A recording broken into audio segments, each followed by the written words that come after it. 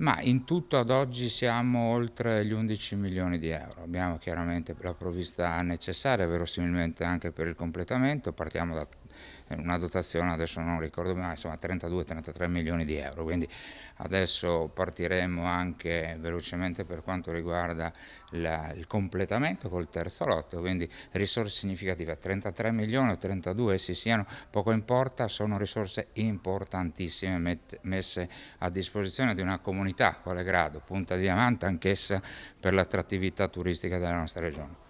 Conclusi i lavori per il secondo lotto delle nuove terme di Grado, con spa e centro benessere. Per i lavori di riqualificazione del secondo piano dello stabile, la Regione ha messo in campo 5 milioni e 400 mila euro, comprensivi delle opere strutturali e degli arredi interni. Nel dettaglio, questo secondo lotto, avviato nel settembre 2024 e completato un anno dopo, ha trasformato il piano superiore della struttura in un moderno spazio per benessere e tempo libero, area fitness, zona beauty e una nuova spa.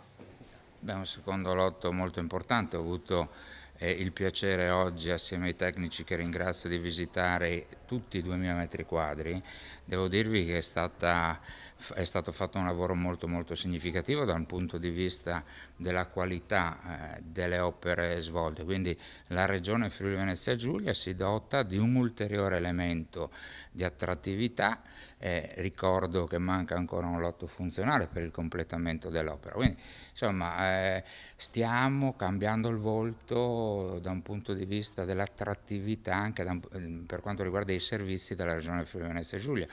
A lavori ultimati la spa risulterà dotata di sauna, bagno turco salino, stanza relax con parete a sale, docce emozionali, fontana di ghiaccio e terrazza panoramica con piscina idromassaggio vista laguna.